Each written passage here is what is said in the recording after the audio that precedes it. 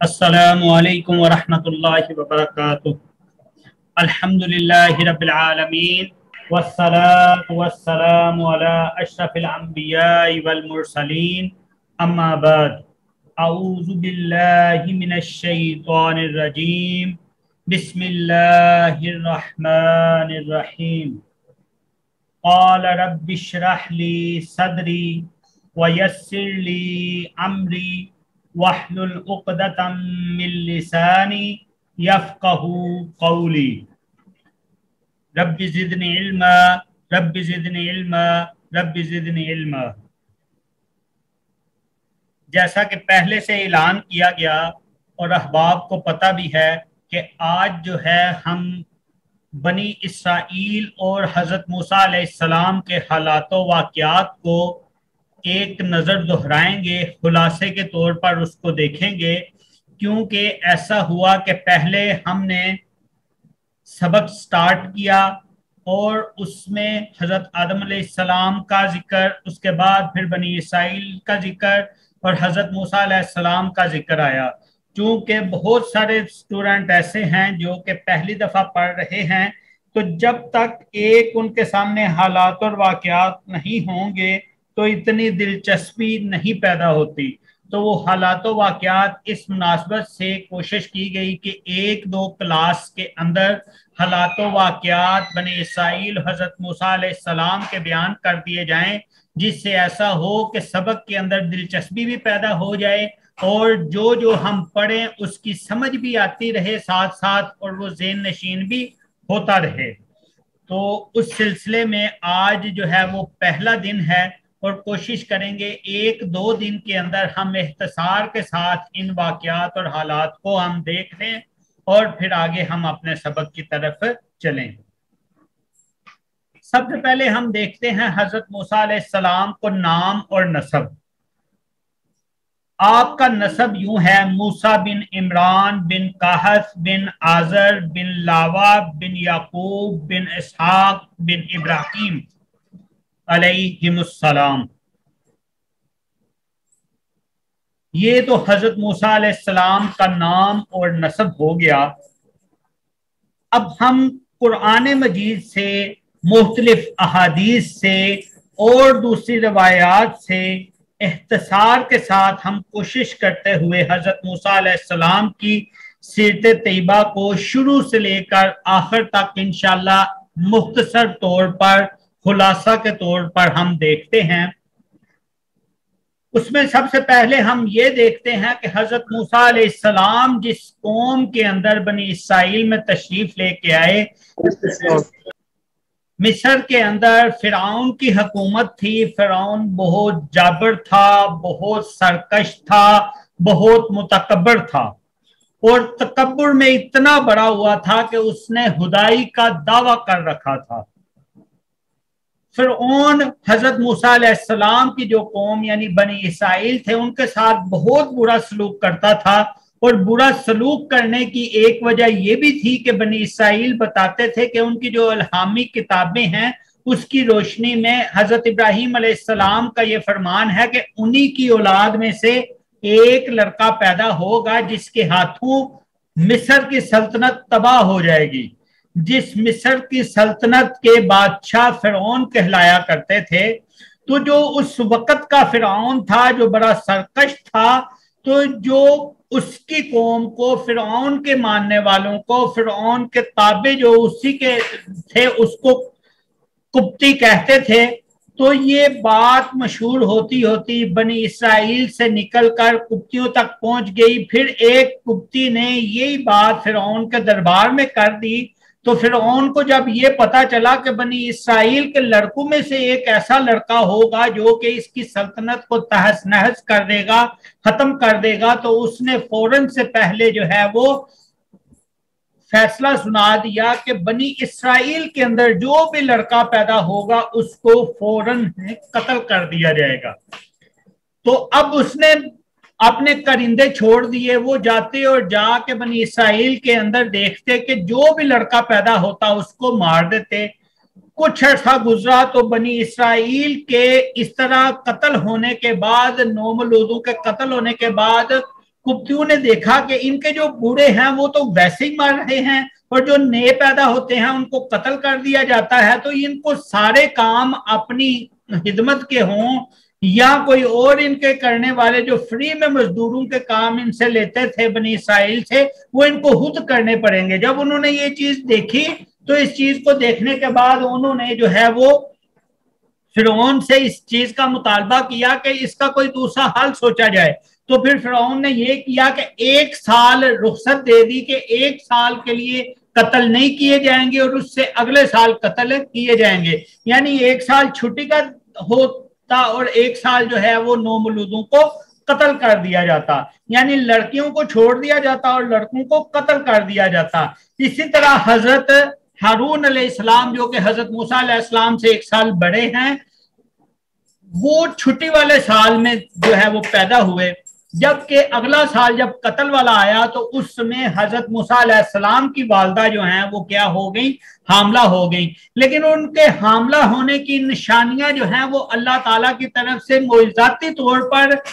सामने नजर नहीं आती थी, वो हर एक को पता भी नहीं चला। फिर यहां तक के जब हजरत मूसा अलैहिस्सलाम की पैदाइश हो गई तो अब हजरत मूसा अलैहिस्सलाम की वालदा ने जो है वो डरना शुरू कर दिया कि ये आएंगे फिरौन के गुमाश्ते और आके जो है वो हजरत मूसा अलैहिस्सलाम को नाउज़ुबिल्लाह कत्ल कर देंगे। तो इस चीज का डर उनके ज़हन में बैठ गया। जब ये डर बैठा तो अल्लाह ताला ने इल्हामी तौर पर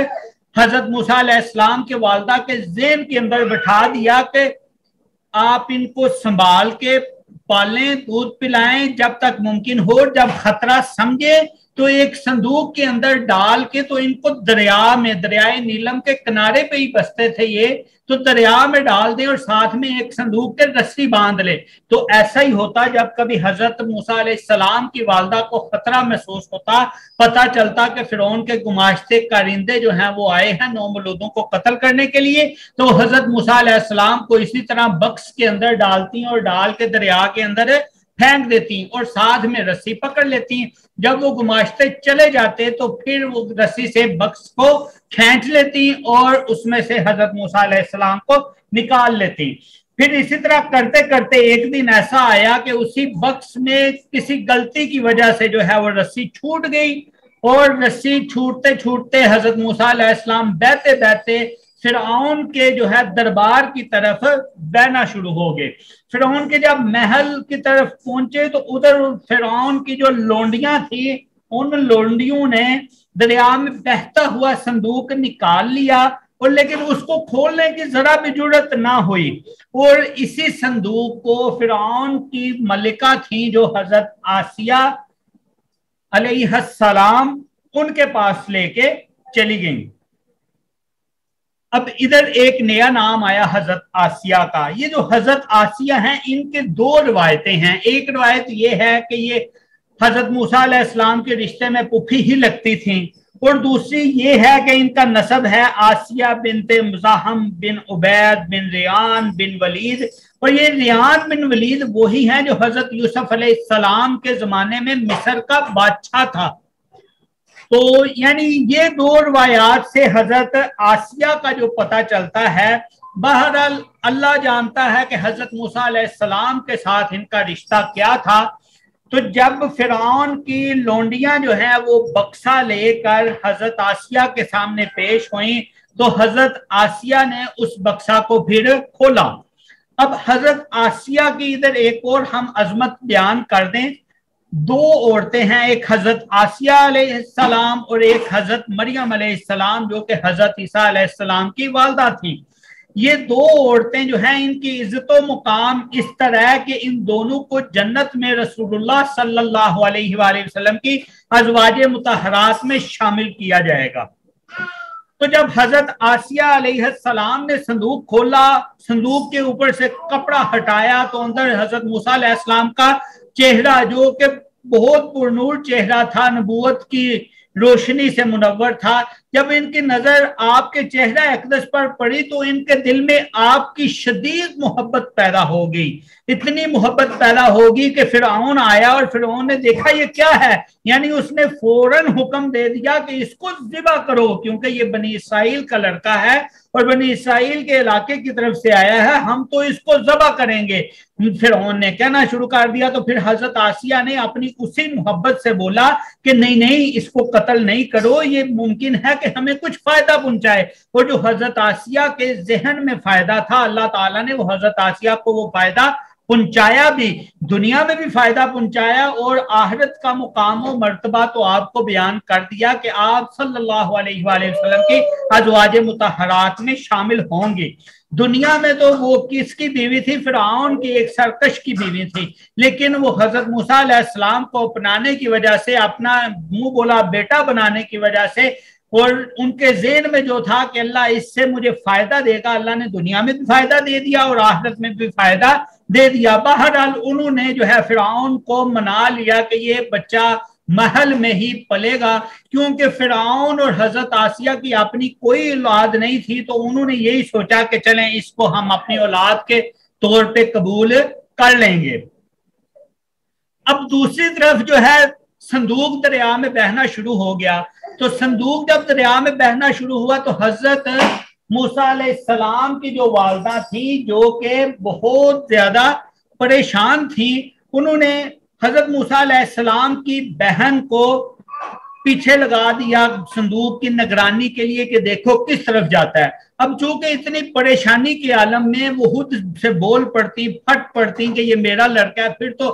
پکی ٹھکی بات تھی، بنی اسرائیل کا ثابت ہو جانے پہ فرعون نے چھوڑنا ہی نہیں تھا، قتل کر دینا تھا۔ تو اب جب محل میں حضرت موسیٰ علیہ السلام کی پرورش ہونے لگ گئی تو اب موسیٰ علیہ السلام رونے لگ گئے بھوک اور پیاس کی وجہ سے۔ بھوک کے لیے تو عام طور پر رواج ہوتا ہے کہ دائیاں جو ہیں وہ دودھ پلاتی ہیں۔ دوسری طرف حضرت موسیٰ علیہ السلام کی جو حقیقی والدہ تھیں، ان کا جو صبر تھا، جو دل میں ایک طرب تھی، اس طرب کے بدلے میں اللہ تعالیٰ نے ہی حضرت موسیٰ علیہ السلام کے دل میں ڈال دیا کہ کسی دائیا کا دودھ نہیں پینا۔ اور اسی طرح پھر ادھر بھی یہی آتا ہے کہ حضرت موسیٰ علیہ السلام کی بہن نے بولا کہ میں ایک ایسی عورت کو جانتی ہوں کہ جن کا دودھ حضرت موسیٰ علیہ السلام پی لیں گے۔ پھر اسی طرح اللہ تعالیٰ نے حضرت موسیٰ علیہ السلام کو ان کی والدہ کی طرف لٹا دیا، یعنی اب حضرت موسیٰ علیہ السلام کی جو حقیقی والدہ تھی ان کی ایک ڈیوٹی لگ گئی کہ وہ آتی اور آ کے جو ہے حضرت موسیٰ علیہ السلام کی نگہداشت کرتی، پرورش کرتی، دودھ پلاتی، یعنی کہ ایک حساب سے اللہ تعالیٰ نے حضرت موسیٰ علیہ السلام کو ان کی والدہ کی طرف لٹا دیا، اور اسی کے بدلے میں حضرت موسیٰ علیہ السلام کی والدہ کی تنخواہ بھی مقرر ہو گئی۔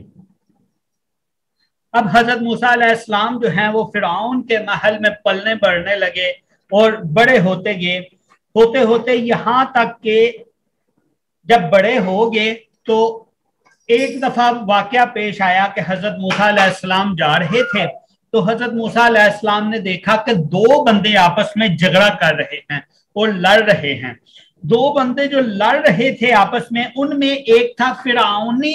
یعنی فرعون کی قوم کا قبطی تھا، اور دوسرا تھا حضرت موسیٰ علیہ السلام کی قوم کا یعنی بنی اسرائیل والا تھا۔ اب جو بنی اسرائیل والا تھا اس کو بچانے کے لیے حضرت موسیٰ علیہ السلام نے قبطی کے سینے کے اوپر ایک مکہ رسید کر دیا۔ اب ایک مکہ جو ہوتا ہے وہ کسی نبی کا کم از کم 10 آدمیوں کے برابر بلکہ 100 آدمیوں کے برابر یا اس سے بھی زیادہ کے برابر طاقت جو ہے وہ ہوتی ہے۔ تو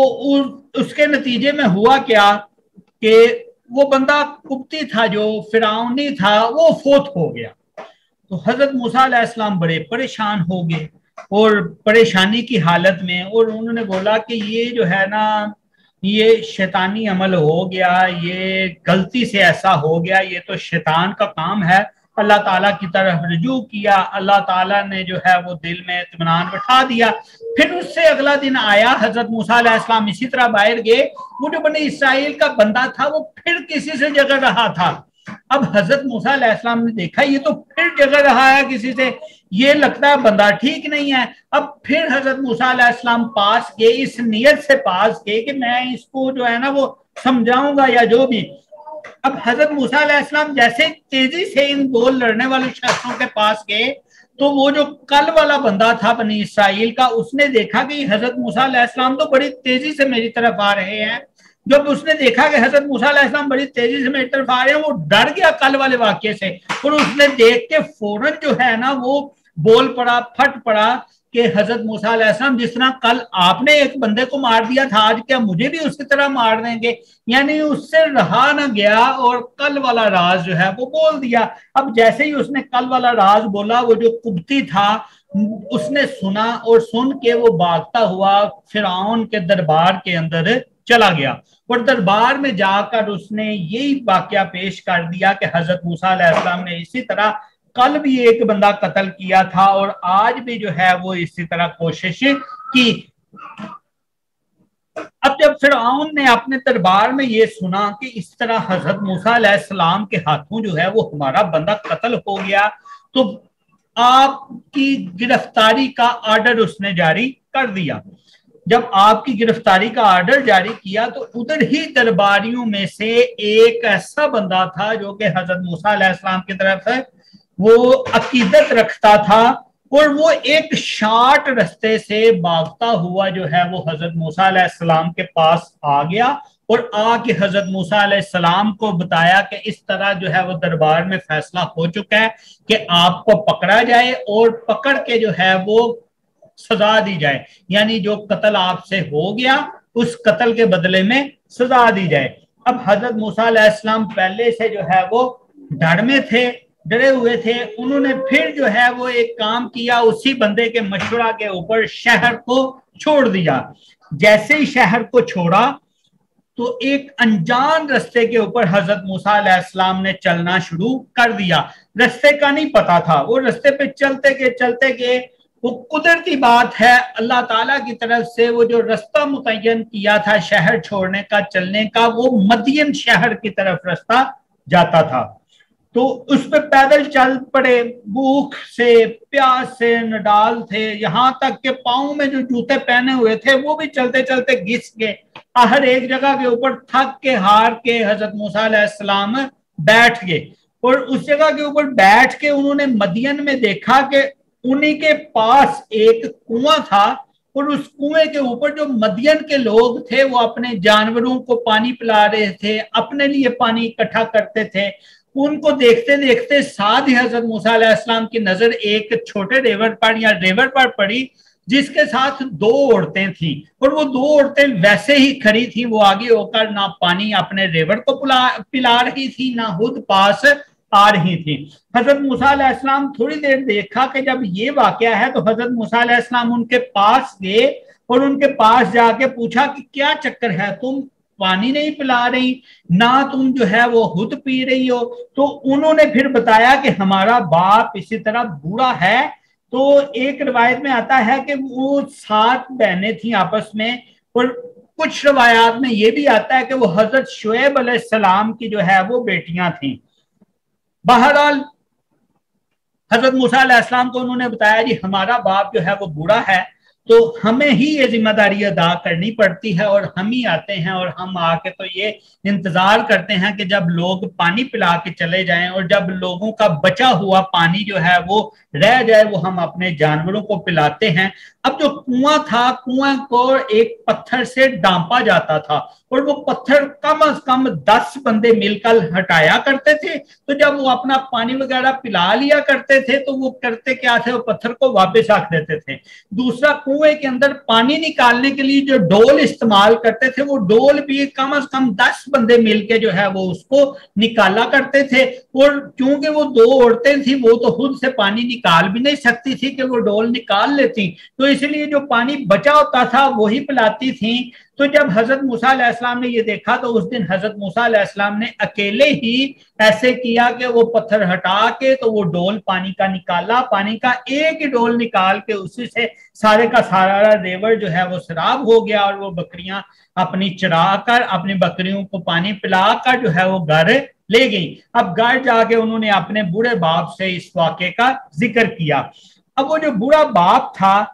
مختلف احادیث کے اندر یا مختلف روایات کے اندر یہ آتا ہے کہ وہ ایک تو حضرت شعیب علیہ السلام تھے، مدین کی قوم کو جب اللہ تعالیٰ نے تباہ کیا تھا، ان کے تباہی کے بعد وہ کافی عرصہ تک زندہ رہے تھے، تو وہ حضرت شعیب علیہ السلام کی قوم ہی تھی اور وہ حضرت شعیب علیہ السلام تھے۔ ایک کچھ روایات میں یہ آتا ہے کہ وہ حضرت شعیب علیہ السلام کے بھتیجے تھے۔ بہرحال اس شخص جو بھی تھے ان کا نام بھی شعیب تھا اور وہ اللہ کے نیک بندے تھے۔ تو جب حضرت موسیٰ علیہ السلام نے پانی پلایا تھا ان عورتوں کو، تو عورتوں کو پانی پلا کے حضرت موسیٰ علیہ السلام واپس جا کے پیچھے اپنی جو ہے وہ بیٹھ کے جگہ کے اوپر، تو ادھر حضرت موسیٰ علیہ السلام بیٹھ کے اللہ تعالیٰ سے جو ہے وہ دعا کر رہے تھے، ربی انی لما انزلت الی من خیر فقیر، اے پروردگار تو جو کچھ بلائی میری طرف اتارے میں اس کا محتاج ہوں۔ تو اب ان خواتین نے یہ سن لیا تھا، انہوں نے یہ جا کر بات اپنے والد کو بھی بتائی، تو والد نے ان میں سے دو میں سے ایک عورت کو، ایک لڑکی کو واپس بھیج دیا، یا انہی لڑکیوں نے اپنے والد کو مشورہ دیا کہ وہ جو بندہ تھا وہ بڑا نیک تھا، اس نے ہماری یہ خدمت کی تھی تو اس کو بدلہ ملنا چاہیے۔ بہرحال ان دو میں سے ایک مختصر جو ہے وہ آئیں اور آ کے حضرت موسیٰ علیہ السلام کو بولا کہ میرا والد اس کا اجر آپ کو بدلہ دے گا جو آپ نے ہماری خدمت کی، پانی پلا دیا۔ تو خیر وہ لے کے تو حضرت موسیٰ علیہ السلام کو چل پڑیں والد سے ملانے کے لیے۔ اب حضرت موسیٰ علیہ السلام جب چلے والد کے ساتھ تو ظاہری بات ہے ایک اکیلی عورت ہے، والد کو ملنے کے لیے جا رہے ہیں، ایک اکیلی عورت ہے اور ایک حضرت موسیٰ علیہ السلام ہے، اور ایک اللہ کا نبی، اس سے زیادہ پاک باز کون ہو سکتا ہے؟ تو اللہ کے نبی نے پھر طریقہ یہ اختیار کیا کہ میں آگے آگے چلتا ہوں، تو پیچھے پیچھے چلے گی اور مجھے رستہ سمجھاتی جانا، اور رستہ کیسے سمجھانا کہ جس طرف جانا ہوگا اس طرف جو ہے وہ کنکری پھینک دینا، میں اس طرف کو چل دوں گا۔ آخر پہنچتے پہنچتے یہ اپنے گھر میں پہنچ گئیں اور ان لڑکیوں کے والد کے ساتھ جو ہے وہ حضرت موسیٰ علیہ السلام کی گفت و شنید ہوئی۔ جب ایک بندہ کوئی بہت پریشان ہوتا ہے، کسی مشکل میں گرا ہوتا ہے، تو جب اس کو کوئی دلاسا دینے والا مل جاتا ہے، حضرت موسیٰ علیہ السلام بھاگ کے آئے تھے، ادھر سے شہر چھوڑ کے آئے تھے، کوئی ان کے پاس رہنے کا ٹھکانہ نہیں تھا، تو جب ایک دلاسا دینے والا نیک بندہ ملا تو انہوں نے یہ تسلی دی کہ بڑی سکون والی جگہ پہ آپ آگے ہیں، آپ اطمینان والی جگہ پہ آگے ہیں، آپ مجھے نیک پائیں گے۔ تو حضرت موسیٰ علیہ السلام نے اپنا سارا واقعہ ان کو بتا دیا کہ میرے ساتھ اس طرح ہوا تھا۔ تو پھر حضرت موسیٰ علیہ السلام نے جب واقعہ بتایا تو انہوں نے حضرت موسیٰ علیہ السلام کو آفر کی کہ ایک کام کریں کہ آپ ہماری خدمت کریں اور 8 سال تک آپ ہماری خدمت کریں، تو یہ جو 2 لڑکیاں ان میں سے ایک کے ساتھ میں آپ کا نکاح پڑھا دیتا ہوں، اس کے بدلے میں آپ کو 8 سال تک ہماری خدمت کرنی ہوگی، ہماری زیور کو دیکھنا ہوگا، بکریوں کو دیکھنا ہوگا، وہی ان کا کاروبار تھا تو اس کو دیکھنا ہوگا، اور اگر آپ چاہیں تو احسان کے طور پر 10 سال پورے کر دیں، ٹھیک ہے؟ تو اب وہ معاملہ طے ہو گیا، معاملہ طے ہو کے حضرت موسیٰ علیہ السلام جو ہے ادھر شعیب علیہ السلام ان کے پاس جو ہے وہ رہنے لگ گئے۔ اب جب ان بزرگوں کے پاس رہنے لگ گئے، خدمت کرنے لگ گئے، جب مدت پوری ہو گئی تو جو بیوی تھی حضرت موسیٰ علیہ السلام کی، حضرت موسیٰ علیہ السلام نے اپنی بیوی سے بولا کہ ٹھیک ہے اب آپ اپنے والد سے اجازت لیں اور والد سے بولیں کہ کچھ بکریاں جو ہیں وہ ہمیں بھی دے دیں، اور ہم پھر اب چلتے ہیں، واپسی کی طرف چلتے ہیں ہم۔ اب حضرت موسیٰ علیہ السلام وہ جو بکریاں ان کو ملی تھی حضرت شعیب سے وہ لیں، اپنی اس کو لیا، زوجہ کو لیا اور لے کر چل پڑے۔ اب چل پڑے واپس اپنے شہر کی طرف جانے کے لیے، تو بہت سردی تھی، رات کا وقت تھا، تو بہت ٹھنڈ تھی، یعنی اس وقت پھر روشنی کا ایک ہی ذریعہ تھا، ایک آگ ہوتی تھی یا دوسرا اس کو آگ کو روشنی کے لیے اور دوسرا سردی مٹانے کے لیے یعنی سیکنے کے لیے جو ہے وہ استعمال کیا جاتا تھا آگ کو۔ تو جب یہ جا رہے تھے تو رستے میں ایک دور پہاڑ کے اوپر حضرت موسیٰ علیہ السلام کو ہلکی سی روشنی کی جھلک ملی، تو ادھر حضرت موسیٰ علیہ السلام نے اپنی زوجہ کو اور اب لشکر کے وہ جو تھا ریور کے ساتھ چھوڑ دیا کہ آپ ادھر رہیں، میں جاتا ہوں، امید ہے کہ میں ادھر سے کوئی روشنی لے کے آؤں جس سے تم سینکو، اپنے آپ کو تاپو یا ہمیں اس سے روشنی مل جائے، ہو سکتا ہے ادھر سے کوئی انگارہ آگ وغیرہ مجھے مل جائے۔ حضرت موسیٰ علیہ السلام اب چلتے چلتے جو ہے وہ کوہ طور کی طرف جو ہے وہ چل پڑے۔ اس وادی کا نام طوا بھی جو ہے وہ آتا ہے۔ جب طور کی مغربی جانب پہ پہنچے نا تو ایک آواز آئی ایک درخت کی طرف سے، اور آواز یہ تھی کہ اللہ تعالیٰ نے حضرت موسیٰ علیہ السلام کو مخاطب کیا تھا کہ میں ہی تمہارا رب ہوں، تم میری طرف آ جاؤ، تم مقدس جگہ کے اوپر آ چکے ہو۔ تو پھر حضرت موسیٰ علیہ السلام کے ہاتھ میں ایک قدرنک چھڑی ہوتی تھی جس سے حضرت موسیٰ علیہ السلام درختوں کے پتے جھاڑتے، اپنی بکریوں کے لیے جو ہے وہ کھانے پینے کا سامان کرتے۔ وہ ایک چھڑی تھی حضرت موسیٰ علیہ السلام کے پاس۔ تو ادھر ہی اللہ تعالیٰ نے جب وہ آواز دے کر حضرت موسیٰ علیہ السلام کو بلایا تھا تو ساتھ میں پھر یہ پوچھا گفت و شنید کے دوران کہ یہ تمہارے ہاتھ میں کیا ہے؟ حالانکہ اللہ تعالیٰ کو تو پتا ہے، اللہ تعالیٰ سے کوئی چیز مخفی نہیں ہے، لیکن اللہ تعالیٰ نے پھر پوچھا کہ یہ کیا ہے؟ تو حضرت موسیٰ علیہ السلام نے جو ہے وہ بتایا کہ یہ چھڑی ہے اور میں اس سے یہ کام لیتا ہوں، پتے جھاڑ لیتا ہوں اپنی بکریوں کے لیے جو ہے وہ اس سے،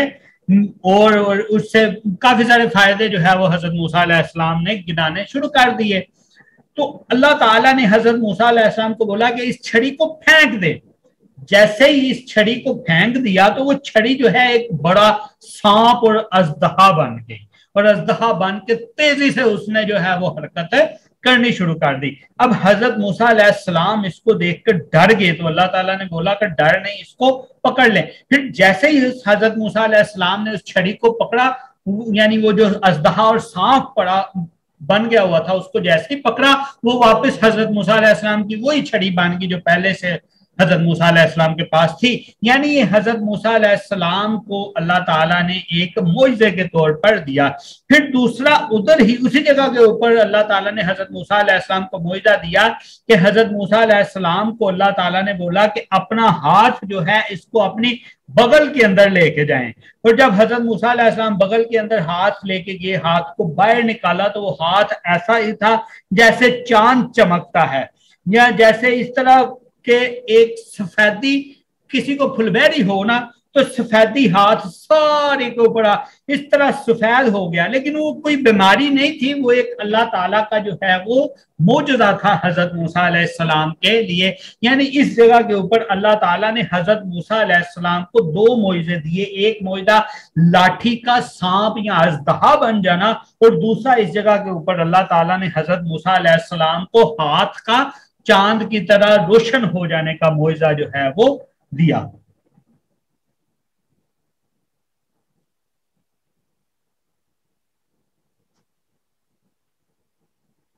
اچھا، جب یہ معجزات اللہ تعالیٰ نے جو ہے وہ حضرت موسیٰ علیہ السلام کو دیے تو معجزات دینے کے بعد اللہ تعالیٰ نے حضرت موسیٰ علیہ السلام کو پھر بولا کہ ان معجزات کی طرف واپس اپنی اس قوم کی طرف یعنی فرعون کی قوم کی طرف جاؤ، اور جا کے اب حضرت موسیٰ علیہ السلام اپنی بھی قوم سے دور تھے اور وہ فرعونیوں سے بھی، یعنی اس پورے علاقے سے دور تھے، وہ تو مدین کی طرف تھے، اب مدین سے آ رہے تھے۔ تو اللہ تعالیٰ نے یہ جو دو معجزات دیے اور معجزات دے کے بولا کہ ٹھیک ہے اب ایک کام کرو کہ فرعون جو کہ بڑا سرکش ہے اس کی طرف جاؤ اور اس کو جا کر میری توحید کا پیغام سناؤ۔ اب حضرت موسیٰ علیہ السلام پہلے سے ڈرے ہوئے تھے، وہ جو ان کو پرانا واقعہ یاد آ گیا تھا، اس کو یہ واقعہ پیش آیا تھا، تو جب یہ اللہ تعالیٰ نے ایک اور اتنی بڑی ذمہ داری جو دے دی تو پھر اور تھوڑا سا جو ہے وہ ڈر اور ہچکچاہٹ کی وجہ سے حضرت موسیٰ علیہ السلام نے جو ہے وہ بولا کہ اے اللہ، میں دعا اللہ تعالیٰ سے کی کہ اے اللہ میرا بھائی جو ہے وہ بڑا تیز ترار ہے بولنے میں، مجھ سے اتنا اچھا بولا نہیں جاتا، تو میرے وزیر کے طور پر جس طرح اللہ تعالیٰ نے مجھے جو ہے وہ نبی بنایا، میرے بھائی کو بھی نبی بنا دیں تاکہ وہ میرے ساتھ ادھر جائے اور جا کے پھر ہم جو ہے فرعون کو بات کریں اور فرعون سے بات سنیں۔ اور پھر یہی دعا جو ہم اپنے سبق سے پہلے روز آپ سنتے ہیں، آج بھی جو ہے وہ تلاوت کی ہے۔ یہی دعا حضرت ابراہیم علیہ السلام نے پھر اللہ تعالیٰ سے کی، رب اشرح لی صدری۔ حضرت موسیٰ علیہ السلام نے اپنے رب سے دعا کی، رب اشرح لی صدری ویسر لی امری واحلل عقدۃ من لسانی یفقہوا قولی، یعنی اے اللہ میرا سینہ کھول دے، میرا کام آسان کر دے، میری زبان کی گرہ کھول دے۔ اور گرہ کس لیے کھول دے؟ تاکہ وہ میری بات کو سمجھ سکے۔ اب ادھر ایک اور واقعہ، یعنی کہ حضرت موسیٰ علیہ السلام نے جو ہے یہ جو کھولا کہ گرہ کھول دیں، یہ گرہ کھول میں بچپن میں ایسا ہوا تھا کہ حضرت موسیٰ علیہ السلام نے، فرعون نے اٹھایا ہوا تھا حضرت موسیٰ علیہ السلام کو، تو حضرت موسیٰ علیہ السلام نے فرعون کی داڑھی پکڑ کے تو ایک تھپڑ رسید کر دیا، گود میں اٹھایا ہوا تھا۔ تو فرعون کو اس وقت بھی غصہ آیا، تو فرعون جو ہے وہ بڑا تلملایا، تو جب تلملایا تو اس نے جو ہے پھر وہ حضرت آسیہ بھی تھی، تو وغیرہ وغیرہ جو بھی واقعہ ہوا اس میں پھر یہ کہ فرعون نے 2 تشتریاں منگوائیں، ایک میں گرم کوئلہ منگوا لیا اور ایک میں جو ہے وہ ہیرے جواہرات منگوا لیے کہ چیک کریں کہ یہ بچہ کیسا ہے، میرے حق میں کیسا ہے، کہ دولت کے پیچھے جائے گا، کیا کرے گا۔ تو یہ روایت ہے کہ حضرت موسیٰ علیہ السلام نے پھر وہ ہیرے جواہرات کی طرف ہاتھ ڈالنے کی بجائے وہ ایک کوئلہ جلتا ہوا اٹھا کر وہ اپنے منہ کے اندر رکھ لیا تھا، جس سے زبان جو ہے وہ جل گئی تھی، اور اس وجہ سے بھی حضرت موسیٰ علیہ السلام کی زبان میں جو ہے وہ بولنے کی لکنت ایک پیدا ہو گئی تھی، یعنی زبان کی روانی جو ہے وہ نہیں تھی۔ اب موسیٰ علیہ السلام کی دعا کو اللہ تعالیٰ نے قبول فرما لیا، حضرت ہارون علیہ السلام کو حضرت موسیٰ علیہ السلام کا جانشین بنا دیا، یعنی دونوں کو جو ہے وہ اللہ تعالیٰ نے اپنا نبی بنا لیا اور نبوت عطا کر دی۔ اب عطا کر کے ان دونوں کو اللہ تعالیٰ کا جو حکم تھا وہ یہی حکم تھا کہ اب فرعون کے پاس جائیں اور جا کے اللہ تعالیٰ کا پیغام پہنچائیں۔ تو کل ہم انشاءاللہ کوشش کریں گے پھر اس سے آگے جائیں، کیونکہ وہ ہے ڈیٹیل سے، جتنا مرضی ہم اس کو اختصار کر لیں یہ، لیکن ضروری بھی تھا کیونکہ قرآن جن میں جگہ جگہ اس کا کسی جگہ پہ اختصار کے ساتھ واقعہ آیا، کسی جگہ کے اوپر تفصیل کے ساتھ واقعات آئے، حالات آئے، تو یہ پہلے سے جو نئے پڑھنے والے ہیں ان کے لیے زیادہ ضروری ہے کہ پہلے سے ایک ذہن میں ان کے وہ تشبیہ قائم ہو، تو اسی تشبیہ کے اوپر جب اپنے سبق کو دیکھیں گے آسانی سے سمجھ بھی آئے گی اور یاد بھی ہوگا۔ تو اسی لیے ضروری تھا کہ پہلے ہم اس کو بیان کر دیتے۔ کوشش کریں گے ہم کل انشاءاللہ ان سارے حالات و واقعات کو جو ہے وہ ہم اپنے سمیٹ سکیں۔ پہلے تو ہم نے یہی سوچا تھا کہ ایک دن میں ان کو سمیٹا جا سکے گا، لیکن پھر یہی سوچا کہ ایک دن میں سمیٹنا مشکل ہوگا، تو اسی لیے پہلے شروع کر لیا ہم نے۔ آج بدھ کا دن تھا، کل جمعرات ہوگی، تو یعنی کل جمعرات کو ہمارا ختم ہو جائے گا، تو جمعہ کا دن جو ہے وہ ہم تھوڑا سا پیچھے جتنا آج تک ہم نے سبق پڑھا ہے ایک دفعہ اس کو ریوائز کر لیں گے، ریوائز کر کے پھر اسیسمنٹ ڈے ہوگا ہفتہ والا دن، تو ہفتے والے دن انشاءاللہ اسیسمنٹ ہوگی، سبق سنا جائے گا، پچھلے ویک نہیں سنا گیا تھا اس ویک سنا جائے گا، اور ساتھ میں اسائنمنٹ ہوگی، وہ اسائنمنٹ کر کے پھر آگے ہم انشاءاللہ اپنے سبق کی طرف چلیں گے۔ کیونکہ پہلے بھی ساتھیوں سے یہی بات ہوئی تھی، احباب سے بات ہوئی تھی کہ ہم دوڑ لگا کے بس قرآن مجید کو پڑھتے جائیں یا اس کو سمجھیں ساتھ ساتھ تھوڑا سا، تو زیادہ لوگوں کی رائے یہی تھی کہ اس کو ساتھ ساتھ سمجھا جائے، سمجھ کے اس کو پڑھا جائے، چاہے اس کا کوئی ٹائم فریم نہ ہو، مکمل کرنے میں جتنا عرصہ بھی لگ جائے، لیکن کوشش یہی ہونی چاہیے کہ سمجھ آ جائے اور سیکھا جا سکے اس کو۔ اسی مناسبت سے کوشش کی گئی کہ بجائے ہم آگے سبق پڑھیں، پہلے جو پیچھے پڑھ لیا تھوڑا سا اس کا نقشہ بھی ذہن میں ہو جائے، اور جو ہم حالات و واقعات قرآن جس میں پڑھ رہے ہیں وہ بھی ہمارے جو ہیں وہ سارے ذہن نشین ہو جائیں۔